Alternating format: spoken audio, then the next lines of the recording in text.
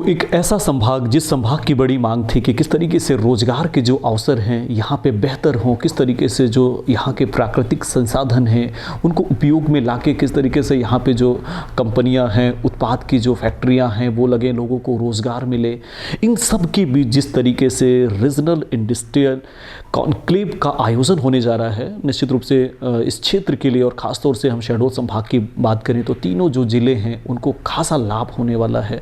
और इस पूरे मुहिम में, पूरे मिशन में प्रशासन के साथ कदम से कदम मिलाकर काम करने वाले और लोगों को यहाँ तक प्रभावित करके लाने वाले एक ऐसे शख्स से हम आपको मुलाकात करा रहे हैं और जानने की कोशिश करते हैं कि आखिर क्या है, क्या होने वाला है 16 जनवरी को और किस तरीके से, किस किस तरीके के रोज़गार के साधन, किस किस तरीके की कंपनियां यहाँ पे आएंगी और किस किस तरीके से प्रयास किए जा रहे हैं।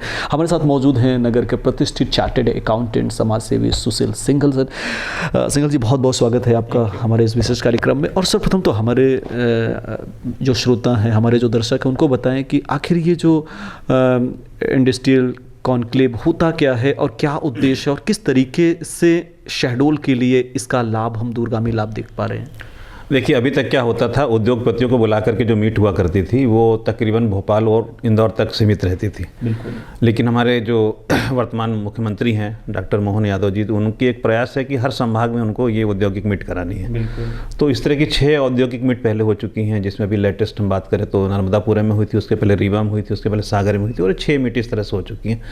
7वीं औद्योगिक मीट जो है अब ये 16 जनवरी को होनी है, वो जो शहडोल में प्रस्तावित है। सर, क्या क्या संभावनाएं हैं, लगभग कितने तक के अभी तक प्रस्ताव आ चुके हैं और किस किस तरीके की कंपनियां आने वाली हैं?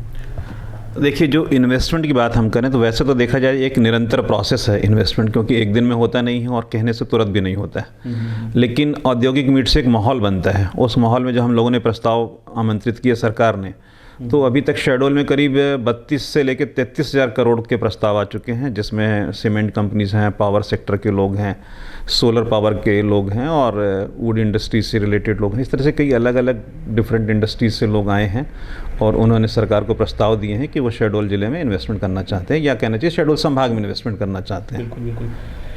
जब हम उद्योगपतियों की बात करते हैं, निवेश की बात करते हैं, तो आपको क्या लगता है, कहा जाता है कि जो हमारा क्षेत्र है संसाधनों से परिपूर्ण है, चाहे जिस तरीके का हो, तो क्यों आखिर उद्योगपतियों को, पूंजीपतियों को यहाँ पे इन्वेस्ट करना चाहिए? आखिर उनको क्या लाभ हुआ उससे? ठीक, क्या होता है जब कभी उद्योग लगाते हैं तो 4-5 चीज़ों की ज़रूरत होती है। एक तो होती है मानव संसाधन, दूसरी होती है ज़मीन, पानी, फ्यूल के रूप में अपन को कोयला चाहिए होती है, गैस चाहिए होती है। तो ये 3-4 बड़े इंग्रेडिएंट होते हैं किसी भी प्रोजेक्ट को लगाने के लिए। आप जानते हैं कि कोयला भरपूर मात्रा में उपलब्ध है। अब नए कोल ब्लॉक्स भी उपलब्ध हो गए हैं, तो कोयले की भरपूर मात्रा यहाँ पे है। पानी भी आप देखते होंगे कि आसपास डैम्स भी हैं, अपने पास नदियाँ भी आसपास में हैं, तो पानी की भी जो नॉर्मली एक मात्रा लगती है वो भी मोटा मोटी उपलब्ध हो जाती है। मानव संसाधन में आप देख ही रहे हैं कि पूरे संभाग में जो है बेरोजगारी बढ़ी हुई है और यहाँ से लोग पलायन करके दूसरे राज्यों में या ज़िले में जा रहे हैं, तो मानव संसाधन भी हमारे पास मौजूद है।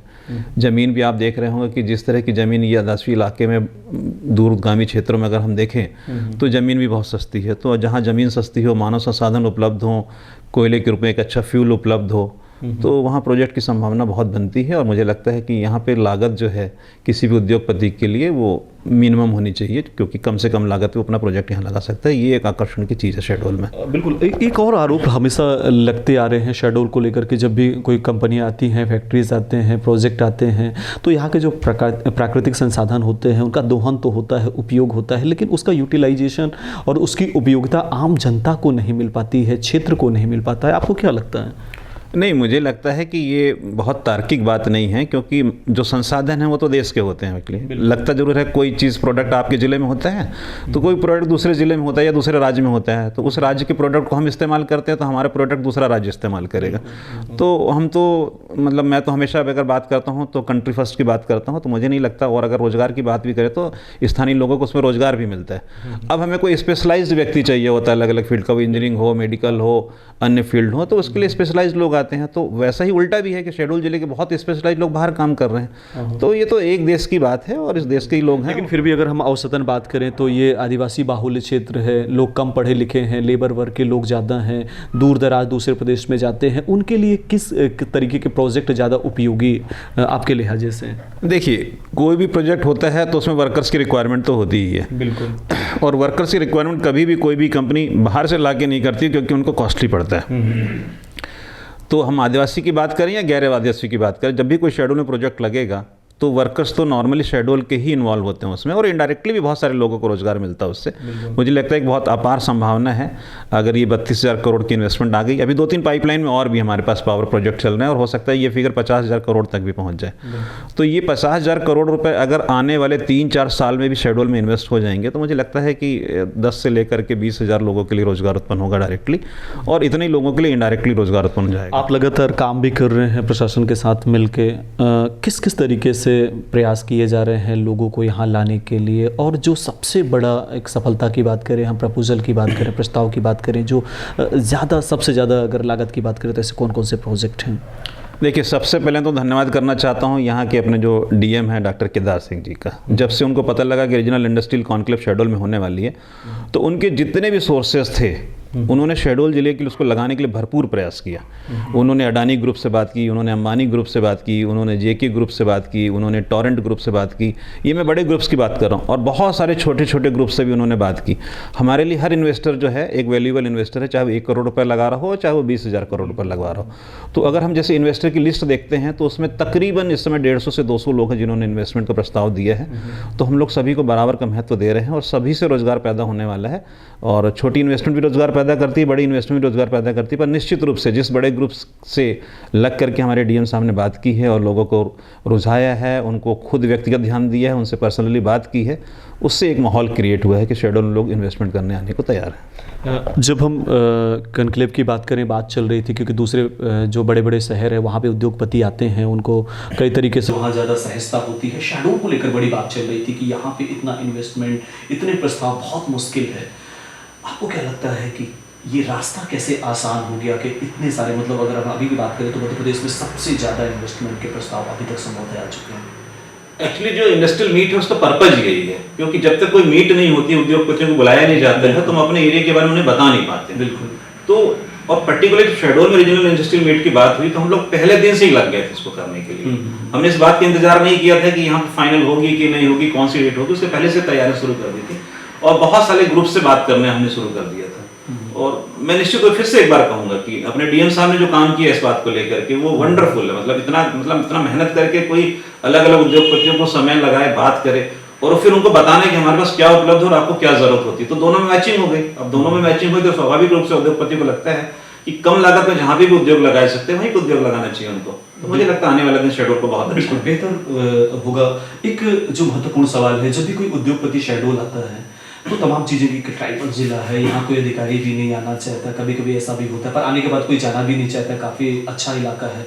ऐसे में जो उनकी धारणा को स्पष्ट करना, बदलना और यहाँ के लिए प्रभावित करना और यहाँ आने को लेकर आपको क्या लगता है कौन कौन से चैलेंजेस हैं जो जिन पर उनको बहुत ज़्यादा सोचने की जरूरत नहीं है और आना चाहिए उन्हें? देखिए क्या होता है, मैं पहले भी बता चुका हूँ कि किसी भी उद्योग को लगाने के लिए 4-5 चीज़ों की जरूरत होती है, उससे ये जिला भरपूर है। बिल्कुल। उद्योगपति खुद तो आकर के उद्योग में बैठता नहीं है, क्योंकि उद्योगपति होते हैं अपने, उनके कई प्रोजेक्ट्स ऐसे चल रहे होते हैं और अपने कहीं भी किसी हेड ऑफिस से संचालित करते हैं। उनके हर प्रोजेक्ट में प्रोजेक्ट ऑफिसर होते हैं। और मुझे लगता है जिस चीज को हम कमी के रूप में देख रहे हैं वो तो हमारी अच्छाई के रूप में है कि हमारे पास वो सब चीजें हैं, क्योंकि आदिवासी एरिया है, लोगों को रोजगार नहीं तो हमारे पास वर्कर्स उपलब्ध हो जाते हैं। और इनके बीच में काम करने वाले जुझारू लोग भी जब आते हैं तो उनको बड़ा मजा आता है कि वो कुछ कर रहे हैं, क्योंकि जिंदगी में पैसा कमाना तो मकसद नहीं है। पैसे को कमा करके अच्छे लोगों के बीच में जब लग पाता है और देश की तरक्की होती है तो निश्चित रूप से उद्योगपतियों को बहुत अच्छा लगता है। और सारे उद्योगपति सिर्फ पैसा कमाने में नहीं लगे हुए हैं, पैसा किसके लिए कमाते हैं अल्टीमेटली, जब बहुत सारे लोगों को रोजगार दे पाते तब उनको जाकर के लगता है सच्ची सफलता वही व्यापार की। और आपने देखा भी होगा, पर्टिकुलर अगर टाटा जी की बात की जाए तो जीवन भर इसी काम में लगे रहे, है ना। इतने बड़े उद्योगपति होने के बाद भी वो डाउन टू अर्थ रहे जीवन भर में, उन्होंने मिसाल कायम की कि उद्योग क्या होते हैं। बिल्कुल। चूंकि आप सीए भी हैं प्रोफेशन से, लोगों के लिए प्रोजेक्ट रेडी करते हैं, लोगों का मार्गदर्शन करते हैं किस तरीके से उद्योग रोजगार पर काम करें लोग, आपको क्या लगता है ये बड़ा अवसर है किस तरीके से? चूंकि शहर की बात करें, हम तीनों जिलों की बात करें, तो जो उद्योगपति हैं, जो पूंजीपति हैं, जो यहाँ के स्थानीय लोग हैं, जो कम पैसे से उद्योग की शुरुआत करना चाहते हैं, निवेश करना चाहते हैं, उनके लिए क्या कहना चाहेंगे को किस तरीके से इस महायज्ञ में अपनी भूमिका अदा कर सकते हैं? देखिए, मैं तो पहले भी कह चुका हूँ, फिर से रिपीट करता हूँ उसी बात को कि उद्योग का मतलब होता है कि आप कोई भी पैसा लगा करके कोई सर्विस प्रोड्यूस कर रहे हैं या कोई मैन्युफैक्चरिंग सेक्टर का कोई प्रोडक्ट आप बना रहे हैं। और अपार संभावना, बहुत सारे लोग काम कर ही रहे हैं इस फील्ड में और भी लोग कर रहे हैं। अभी हाल ही में हमने देखा कि शुभम तिवारी करके बड़ा यंग चैप है बुढ़ार का, वो एक्सपोर्ट में लगा हुआ है। एक प्रकार के जयप्रकाश काचीकर जी के एक व्यक्ति हैं, वो भी मैंने देखा है कि यहाँ शहद का प्रोडक्शन कर रहे हैं।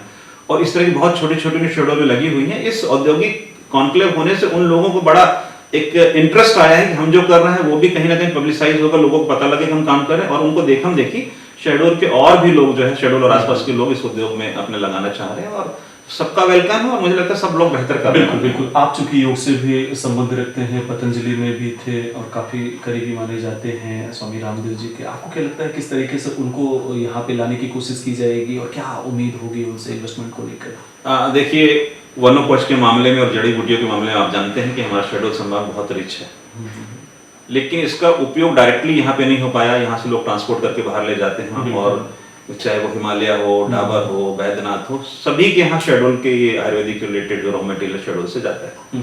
स्वामी रामदेव जी पहले भी शहडोल में आ चुके हैं और अभी हाल ही में रीवा में आचार्य बालकृष्ण जी का भी आना हुआ था। तो राज्य सरकार की कोशिश है कि या तो स्वामी रामदेव स्वयं या आचार्य बालकृष्ण जी शहडोल में आ जाएं, और उनको न्योता भी भेजा जा रहा है। संभवतः ये चीज़ एक दो दिन में क्लियर हो जाएगी कि ये दोनों महान विभूति में से कोई एक विभूति हमारे शहडोल में आ रही है या नहीं।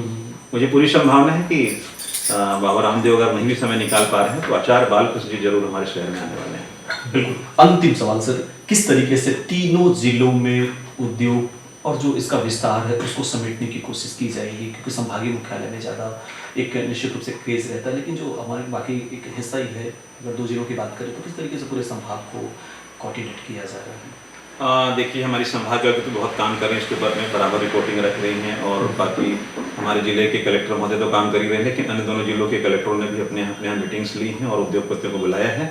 और जिस फिगर की मैं बात कर रहा हूँ वास्तव में शहडोल जिले की फिगर नहीं, शहडोल संभाग की फिगर है, और उसमें तीनों जिलों का ही भरपूर सहयोग है। और उद्योगपति को उद्योग लगाने के लिए अगर ज़मीन चाहिएगी तो सिर्फ जिले की बाउंड्री नहीं है, जिले के बाहर भी हम जा सकते हैं। और अगर किसी का उद्योग दोनों जिलों में फंस रहा है तो दोनों जिलों में उसको मिल करके वो जमीन प्रदान की जाएगी, ऐसा सरकार का संकल्प है।